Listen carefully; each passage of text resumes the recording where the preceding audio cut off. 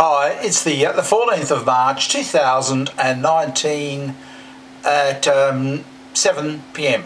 or a bit after. It's my birthday, by the way. I made it to 63. My father died at age 62 and I beat him. I got there. I always wondered whether I would or not. It looked a bit touch and go there for a while, but yep, that's been achieved. It's one of my life's goals. You know, when he was my age, he used to wear long grey trousers, white shirt. He's very old, and I think I decided there and then I was going to always wear young clothes, be with young people, be young.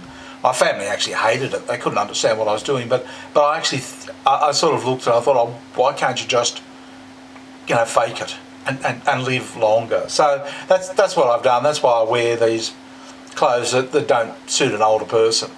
I think if you look old, you feel old. Yeah, maybe that's just me.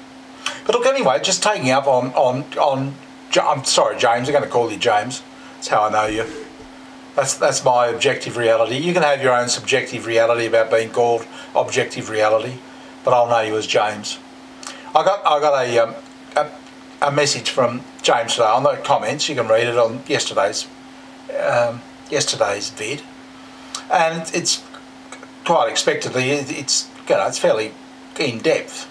So I read that, I had a look through and sort of introduced myself to solipsism, okay, which he claims most people suffer from, and that's really my understanding of it. Is that it's where you basically, it's yourself is the only reality, the only thing you can be certain about. You know, what you think and what you feel inside, and it all has to do with this truth versus or objective reality versus subjective reality. Okay, so you're saying that there are lots of barriers, I guess, to becoming objectively realistic. I think that's what he was driving at. Because the language is one barrier, and this solipsistic attitude is another. So I looked at that and I thought, yeah, fair enough, okay. I went scouting around. I had a bit of time off, and I thought, I have sort of in the dialectic nature of the channel. I thought I'll sort of research it a little bit, and I watched a video on the difference between truth versus reality. I looked at a couple of them, and one I thought, yeah, this is okay. I'll put a link to it in the description if you're interested. And it's just a guy who's talking about truth versus perception, actually. And I thought, gee, this is interesting. You know, when you really sit down and think about it, it's probably important that you differentiate that for any of us. We all think, you know, we're all truthers. We're all seeking this truth and that sort of thing. But I sort of looked at it and thought, yeah, he described perception versus truth, and truth is something that is, and perception is the lens that you look through. And I looked, I thought, okay, so what I do is I like to make everything practical, useful, simple to understand, so you can get some benefit out of it. And that may or may not be the right way. It's certainly not the academic approach, but I'm not an academic. So I looked at it and I thought, okay, looking at mgtow, thinking about just mgtow, and the number of conversations I've had with people about women are this, women are that, women are something, women are, and women have come on and said, oh, men are this, men are men are men are. That's actually all perceptive. That's all perception. Okay, that's us looking through a lens of perception at women, and vice versa. They look through this lens at us of perception. Now, what they see and what we perceive may or may not be the truth. I thought, okay, yeah, that makes sense. And the reason it was easy for me to do was because I juxtaposed it to the truth, which was really, we have walked away. There's no perception there. We've walked away. That's just what we've done. We're just not associating with women or that sort of thing. So that's the truth. That's about the only real truth you've got in all of this, I think. And even that, in my case, is a bit of a fib because I still talk to women. It's not like I've shut it off. But can you see what I'm driving at? You know, if you have nothing to do with women, you don't, you know, you're minimal in your associations with them, yeah, then that's the truth. That's something you can point to and say, yeah, he doesn't have anything to do with women. That's just a fact. Okay, it's not open to interpretation and, oh, he might have been done with this. No, it's just it, bang, he's walked. And I thought, yeah, that makes it clear cut, doesn't it? That's the truth. And it's not a bad baseline to work from, because it sort of, you know, it gives you that feeling, well, if we've walked away, then there was a reason for it. People don't just walk away from anything without good reason, and if a lot of them walk away, chances are there's a very good reason. All the time I go back to the store scenario. If everybody left the store, okay, it doesn't matter what the store thinks or what observers think or anybody else thinks, you know, in their perception of did the store do things right, did it do things wrong, you know, were the managers good, were the, you know, the workers good, were the products the right price, it doesn't matter, because the fact is that the customers left. That's the truth bit. The rest is perception. And what's happened with us is probably, well, it's your fault. You know, it's that. In his description of what it's all about, James talks about the narcs and how they've limited the vocabulary, limited the number, limited the way you can describe things. What I think he's talking about is in this whole area of perception. So if somebody is trying to get others to perceive things a certain way, yeah, then they could well do that. They could limit the language. They could limit the, you know, what you're allowed to say and do and stuff. I don't know, you know, but I can see them doing that. The problem comes when you've walked away. When like we've walked away, we have no interest in. They can limit anything they want because we've gone. And I think the thing is they didn't realise that was even possible. I don't think anybody. I think, see, narcissism, and I've always thought this is where this is all coming from. It's very, very old. It goes back a long time. Very old, it comes out of, you know, out of Europe and out of the Middle East and that sort of thing. Very narcissistic. We tend to we don't even realise it in the West, what's happening. And, you know, my wife's family, for example, were Maltese. And I used to get very annoyed with them. And one day she said, well, they only tell you half the story. I said, oh, is that what's happening? That's how naive I was, okay? I'm in Australia. Typically, we didn't used to be narcissistic, but we've become so. It's been imported here. But back in the, you know, the 50s, 60s and 70s, no, we prided ourselves on being honest and truthful, and, yeah, what you see is what you get. But then all of these other cultures have come in and, oh, no, you've got it wrong. You just tell people half the story. So can you see what I'm saying? So it just changes your perception if you only hear half. You don't. If all the bad bits are left out, then you know that person's bad. I mean, that's just as old as hell. Okay, so as it's happened, and I was sort of like, oh, is that what's going on? My wife was well and truly aware of it. She knew all about it. She'd grown up with it. Very narcissistic, you know, very narcissistic people.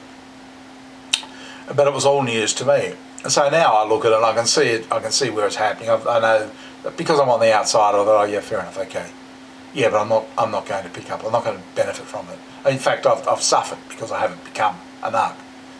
But I'm not going to become a narc either. So, you know, it's all of that. It's that perception, and this is what I think James was talking about. He says in his comment that, yeah, the narcs have and of course they would, because that's what they do. That's what narcs do. They change everything, and it's all to change your perception of. And it doesn't work, or it works if you hang around to listen to it. But if you've walked, then, and as I said, they didn't expect us to walk, and they didn't factor in the internet, because the internet wasn't there 1,000 years ago,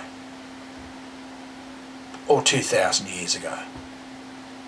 You know, this narcissism has flourished in this modern world where we don't even have to expose ourselves to it. In fact, my neighbours are very narcissistic, and they'll say things like, "Oh, yeah, they're lying. Those people you listen to, they're all lying." Oh, okay, so they don't know. But, you know, they can only use a tone and sort of an accusing, you know, point the finger, oh, they're lying, they're bad people. Yeah, you're all bad people.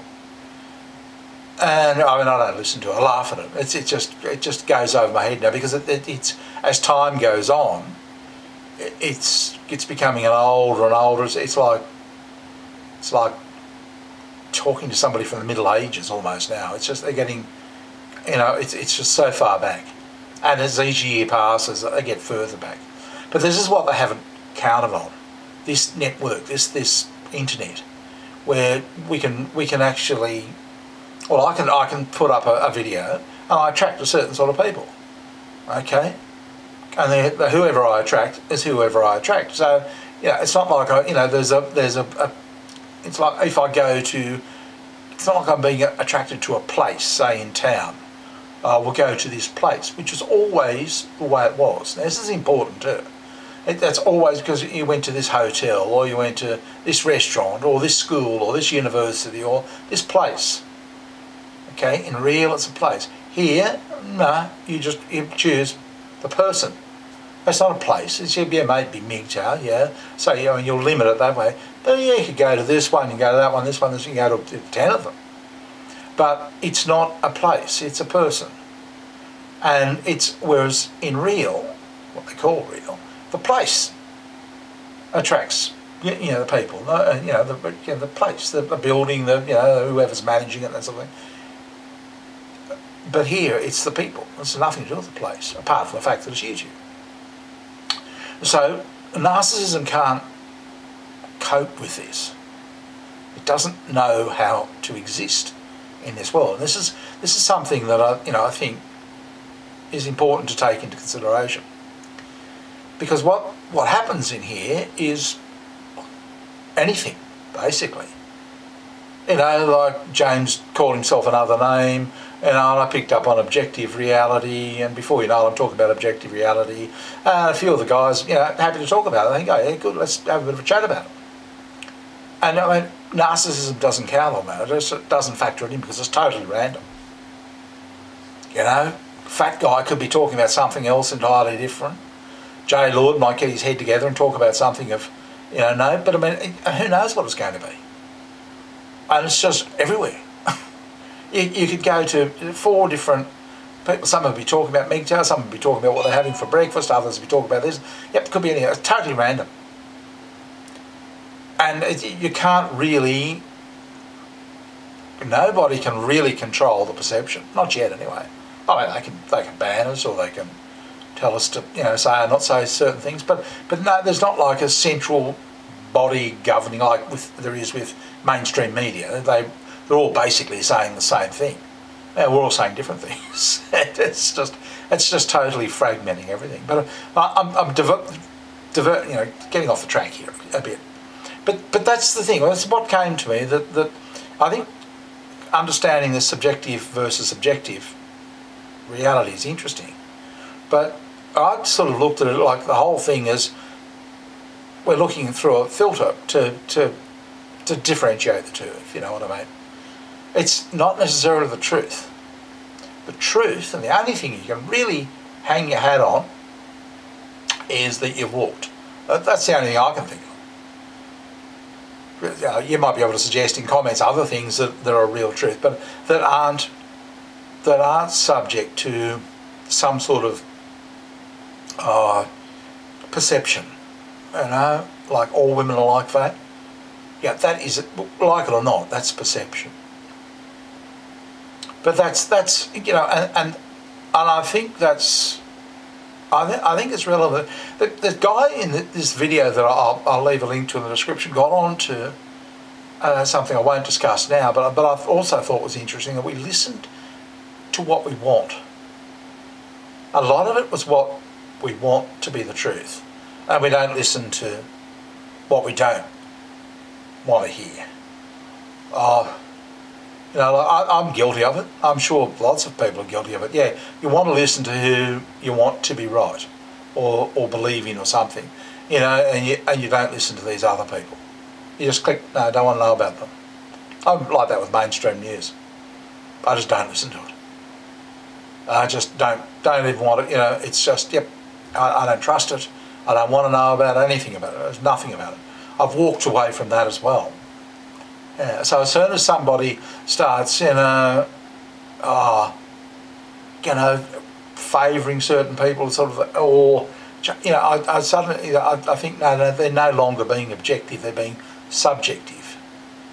This is, I think, the way I see it. But look, anyway, that's where I'm up to with all of this. I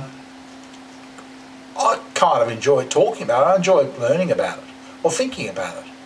I think it's I think it's a critical time to be thinking about it, because it's just, as I said yesterday, there's just so much fabrication of the truth and everything's being skewed around. I think sort of any discussion about it is beneficial to us. But even if your only takeaway to this video is that, yeah, the only true thing that at least I can think about is that we've walked. Everything else you think about women is a perception.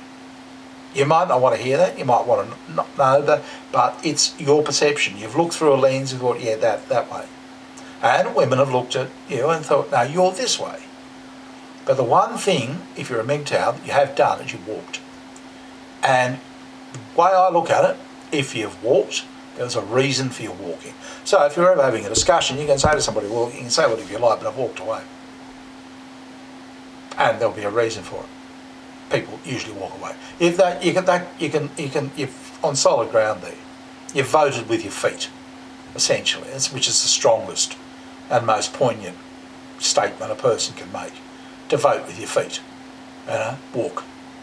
That's the big thing. Doesn't matter. Yeah, you can discuss it, talk about it, fight about it. It doesn't matter. You're not even hearing it because you're no longer interested. And that's basically where I'm at. I lost interest. Yeah, I've got no interest in, trying to, yep, don't care. Not interested. Lost interest altogether 5 years ago. Yeah, carry on like that, I've just got no interest. Anyway, it's been good talking to you, and I'll talk to you again tomorrow, probably. Probably more about the same subject. Okay, talk to you later, bye.